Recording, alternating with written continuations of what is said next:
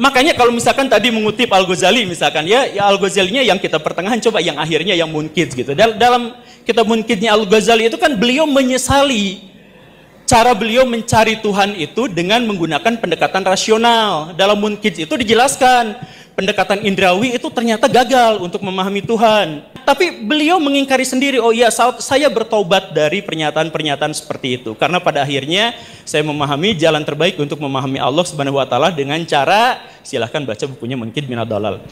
Dibaca referensi aslinya gitu loh, jangan buku terjemahan. Langsung Pak, saya bacakan referensi aslinya nih. Munkid Minad Dhalal ya. Summa ini ibtada'tu bi ilmil kalam fahassaltuhu wa aqaltuhu wa tala'tu kutubal mutahaqqiqina minhum wa sannaftu fihi, dia mengarang Al-Ghazali, ma aradtu an usannifa fasadabtuhu ilman wafiyan bimaqsudihi. Ayo artinya apa itu Bang Gumbul? Tidak hafal. Iya, makanya jangan bicara akidah kalau belum baca referensinya. Itu dong ilmiahnya, begitu dong. Di mana-mana kajian ilmiah itu harus baca dulu baru menghukumi. Bukan ngomong dulu data belakangan, kebalik. Jadi beliau mengatakan ilmu kalam itu bisa memenuhi tujuannya, yaitu apa? Hifdz aqidati ahli sunnah, menjaga akidah ahli sunnah. Dan memang itu tujuan kita kok. Kita tidak sedang mengajak Anda untuk memahami hakikat Tuhan. Kita mengajak Anda untuk mengenal Tuhan berdasarkan ala hasab qadr taqwa basyari, ala hasab taqwa basyariyah, berdasarkan kemampuan manusia dan referensi-referensi yang bertanggung jawab kesahihan. Guru Gembul, saya terima kasih banyak. YouTube antum itu membuat saya lebih pintar. Tapi jujur, hari ini saya merasa bodoh banget. Gugur semua yang saya pelajari di pesantren.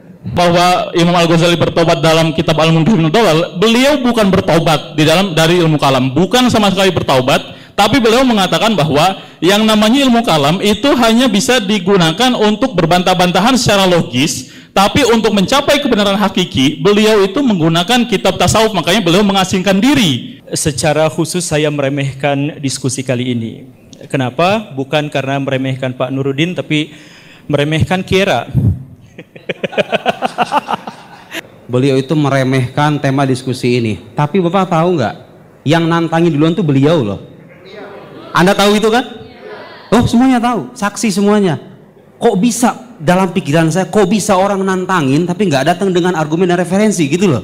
Ya mohon maaf gitu loh, Anda kan yang menantang saya. Ayo, baraya, saya tantang semuanya. Bagaimana cara mengilmiahkan Allah? Setahu saya ulama Sunni dan Syiah, saya paparkan tuh Sunni Syiah semuanya mengatakan Tuhan itu bisa dibuktikan secara rasional. Itu buktinya ilmiah.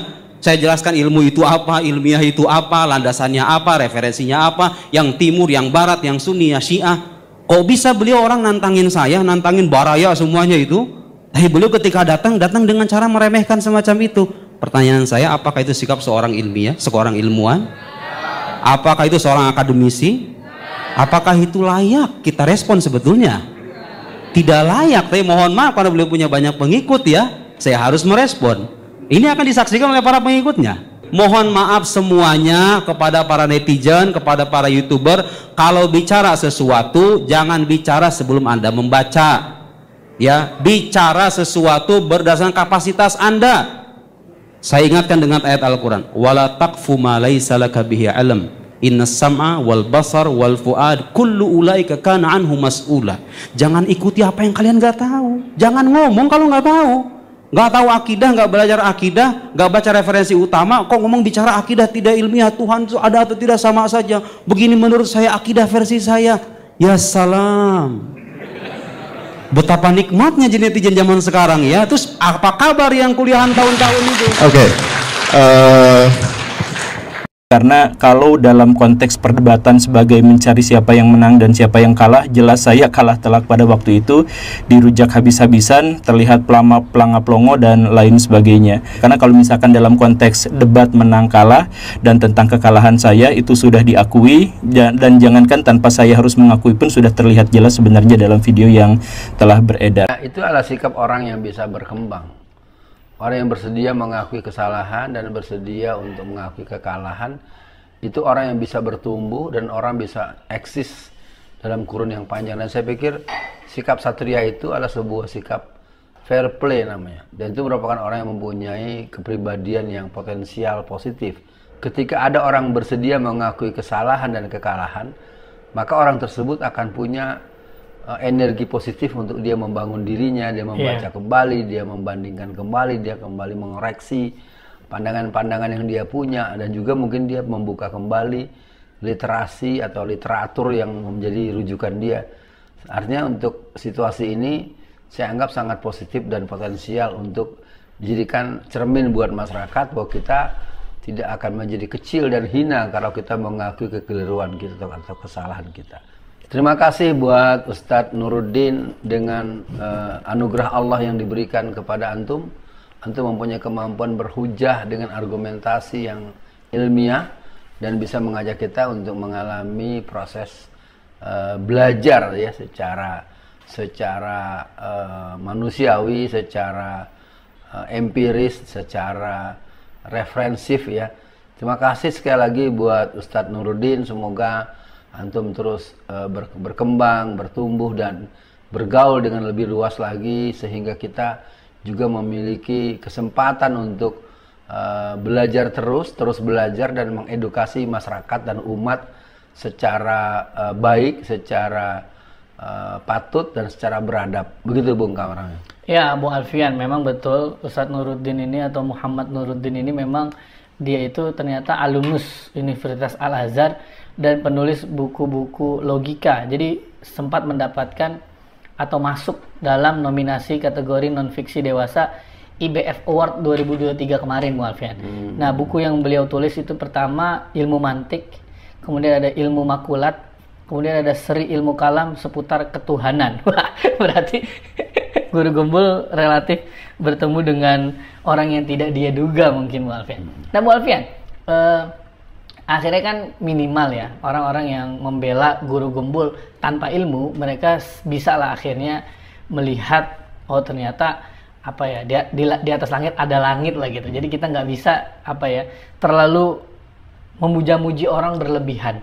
Nah, untuk sesi tengah ini, Bung Alfian, dengan apa ya dengan satria Guru Gembul sudah mengakui kekalahan dan kesalahannya selama ini dia berpikir, Bung Alfian. Apa pesan Bung Alfian untuk Imat, Rhoma Irama dan antek-antek yang itu yang sering menyudutkan para habaib atau membenturkan habaib dengan umat agar mereka juga muncul dong, Bung Alfian, dengan mungkin forum diskusi, dan ketika diskusi itu memang dia kalah, akui kekalahannya. Gimana, Bung Alfian? Ya, sejujurnya kalau menurut saya kalau untuk fenomena Imat, dia adalah sosok yang memang menurut pendengaran saya cukup menimbulkan simpatik di banyak kalangan. Beberapa teman-teman dekat saya yang saya anggap punya senioritas secara keilmuan dan pengalaman beraktivitas juga beberapa kali mengirimkan dengan puja-pujian yang begitu hebat kepada Imat.